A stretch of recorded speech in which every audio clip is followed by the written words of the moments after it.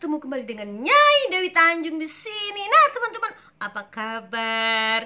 Nyai ucapkan selamat menunaikan ibadah puasa kepada teman-temannya yang sedang menunaikan ibadah puasa. Dan ini hari ketiga kita menunaikan ibadah puasa seperti hari ini, Nyai.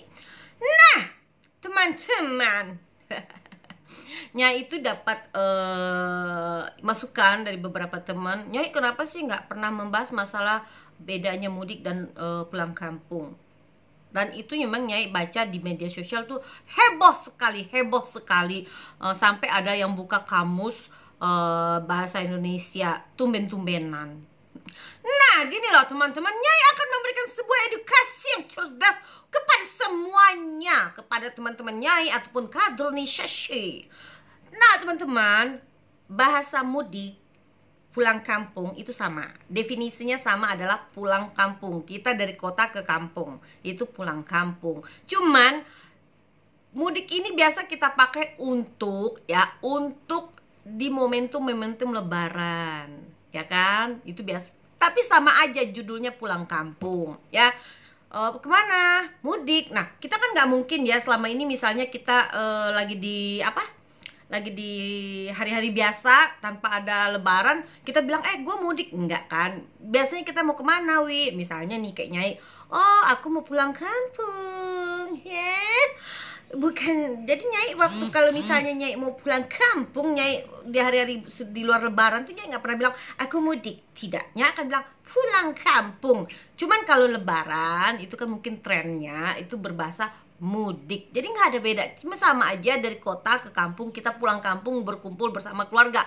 Sama aja, cuman momennya berbeda. Mungkin pas di saat lebaran orang biasa nyebutnya mudik, tapi pulang kampung juga. Jadi nggak ada harus yang diributkan gitu loh. Makanya Nyai memaklumi mungkin kadronisasi itu kan memang badah, jadi otaknya tuh nggak nyampe mengartikan bahasa mudik yang benar itu seperti apa. Ya pulang kampung, Nyai itu misalnya ini ya ditanya sama temen, Wih itu kenapa sih ribut banget sekarang masalah bahasa mudik dan pulang kampung?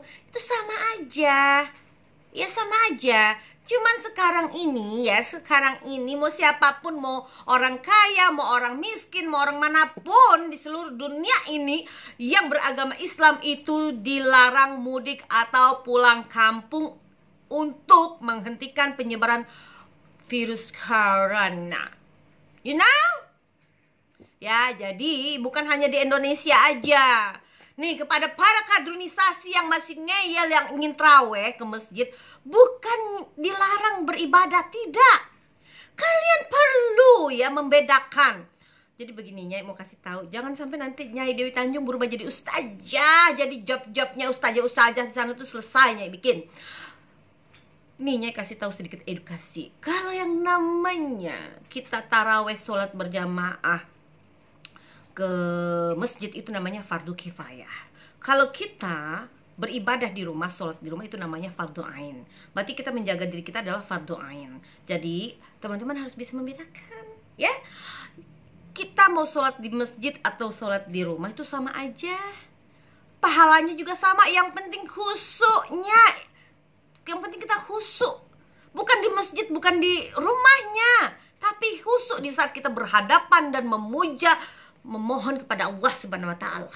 Ya, jadi Nyai harus kasih penjelasan kepada kalian. Ini sepertinya Nyai sebentar lagi bakal jadi kiai atau ustazah nih kalau udah kayak gini nih ya.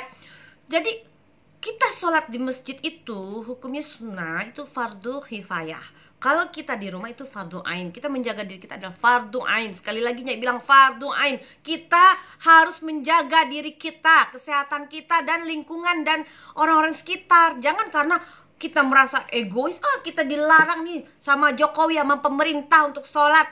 Nggak ada yang larang ente-ente sholat dan ibadah, nggak ada. Ya, nggak ada.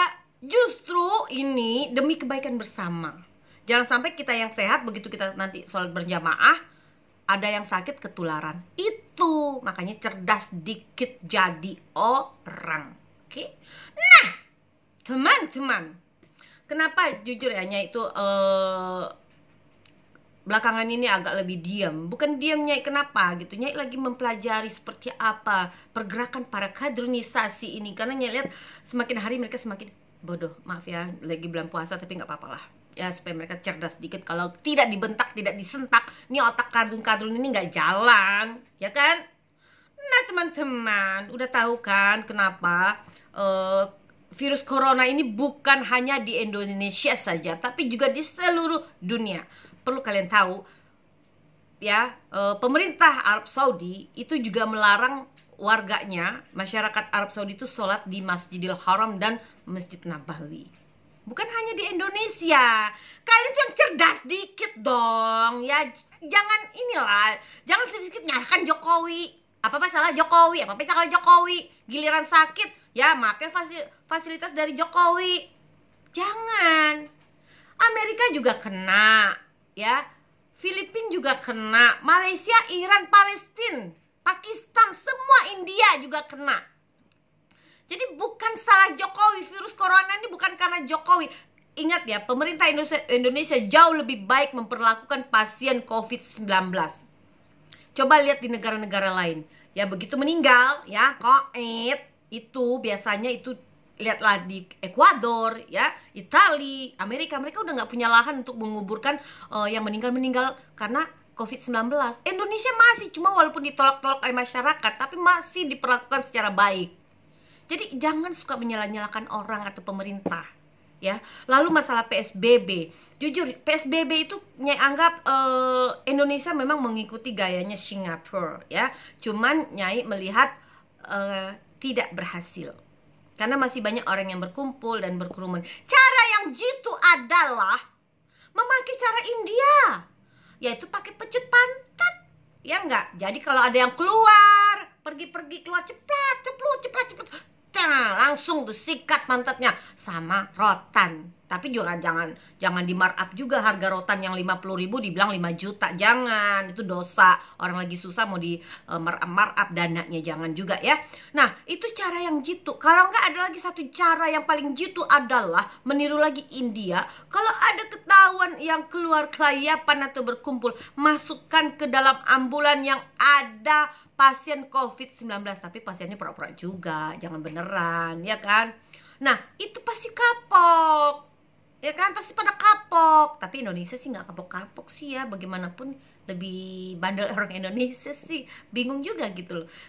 Nah teman-teman, Nyai hanya berharap semoga penyebaran COVID-19 ini segera berakhir, selesai dengan baik, dan kita semua sehat, diberikan kesehatan panjang umur, murah rezeki, dan kita menjalani ibadah bulan puasa ini dengan hati yang khusyuk, hati yang tulus, dan semoga ibadah kita kali ini dilipat gandakan pahalanya oleh Allah Subhanahu wa Ta'ala. Yakinlah segala sesuatu itu akan selesai dengan indah, asal kita tetap ikhlas dan sabar. Allah Subhanahu wa Ta'ala menurunkan suatu ujian buat kita, itu pasti ada sesuatu hal yang indah di balik ini semua. Oke teman-teman, selamat menunaikan ibadah puasa. Assalamualaikum warahmatullahi wabarakatuh.